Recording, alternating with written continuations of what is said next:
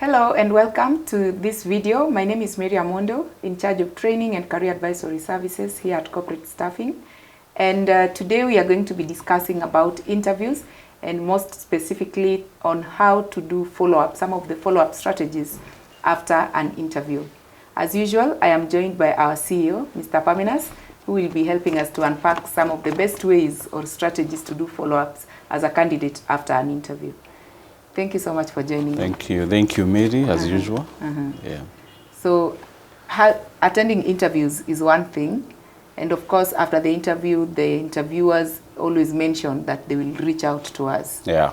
And candidates get stuck or wonder, how can I do? Is it okay for me to do a follow-up first of all, in case they have not yet gotten feedback? So today we are discussing why is it important for candidates to be able to follow up after an interview?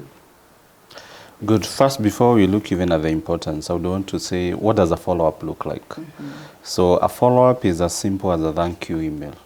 So if it's you who invited me for the interview or you're the HR manager, I write to you thanking you for, for the opportunity to be able to come and explain my skill set and my experience. It's as simple as that. So if you're able to do that, which majority of the professionals don't do, and this is something I would highly encourage for mid-level to senior level executive, is number one is you are reiterating that you're still interested in the job.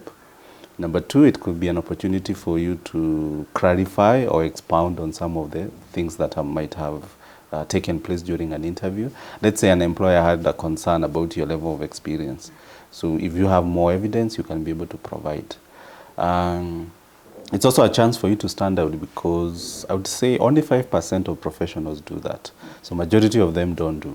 So you can see by you just taking some 15 or 20 minutes to do that, you'll be able to stand out. Yeah.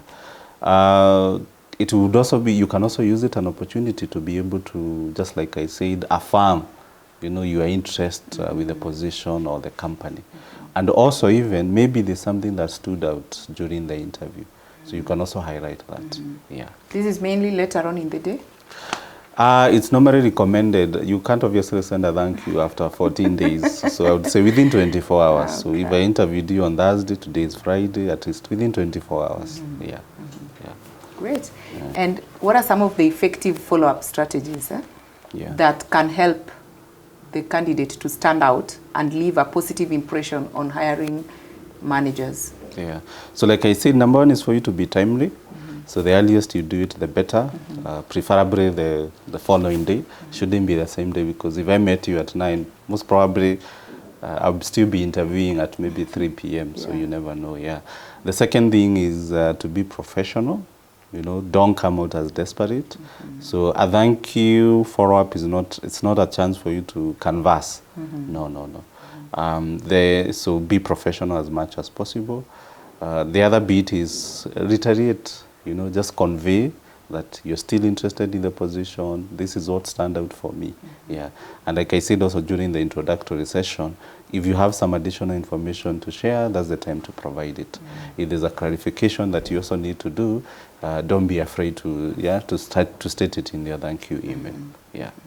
And I think one of the reasons why most candidates really might not be doing follow-ups is that fear of I might appear as though I am desperate. Yes. Yeah. So the key thing is to keep it brief. So remember, thank you. It's just the same way. A friend you haven't seen for a long time, if you meet for coffee, maybe in the evening you say, I've gotten home, thank you, it was nice to meet you. You don't go saying, oh, thank you, I like your dress, I'm happy to hear the way you moved out in life, such kind of things, isn't it? Yeah, we keep it brief and short. Great. So it's the same way. So here, oh, thank you, Paminas, for inviting me for the interview. This is just to tell you that I'm still interested with the position. And then if you have a concern, you can say, oh, regarding my years of experience that you mentioned during the interview as a concern, this will tell you when I was in this and that company, this is what I did, to stand out. Maybe I was involved in setting up new systems and procedures. If you're a salesperson, maybe you achieved these volumes, highlight that. Yeah, just briefly. So I would say, remember when it's talking about a job application, a cover letter, we always say, let it not go beyond a page. Yeah. For a thank you, me I would say, let it not go beyond just 2 paragraphs. Maybe just the one that has a thank you and then 2 others. And don't make them as detailed as possible. Great. Yeah. Apart from the desperation, could there be any other common misconception that surrounds follow-ups that candidates should be aware of? Yes, they are. Number 1 is expecting a response. So remember, you are still part of the process. So it's highly unlikely. Some institution or companies, they'll be at a position to engage you. But the others whose their policy is, oh, Mary, you wait. You can send as many thank you messages, but we can only get back to you when we've come at the end of the process. So it's good for you as a candidate to respect that. And as long as you have their contact, be happy that you've done your part. Yeah, so that's number 1. There are also candidates who feel that the more they do it, the higher the chances of them being considered.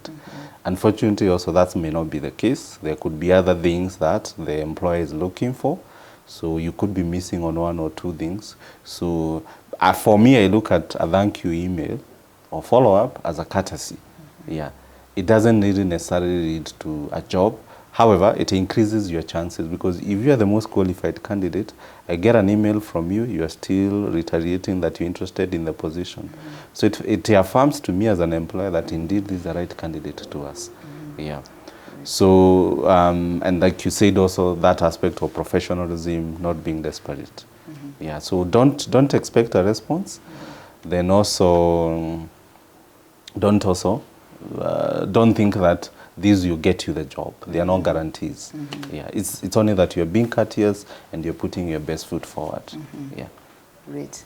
Thank you so much for sharing with us. Karibu. Very insightful. Yes. As an interview coach, this is one of the key areas that candidates really need to get to know or to learn how to go about it after the interviews, because delivery is one thing and following up after the delivery is a completely different thing. So we come in handy to help you package yourself as a candidate, right from preparation to delivery, and even how best to do follow-ups depending on the role that you're being interviewed for. For this and more, feel free to click on the link below. You'll be able to get more tips, more insights on how best to package yourself as a candidate for any upcoming interview that you might have. We look forward to seeing you in the next video. Thank you so much for watching.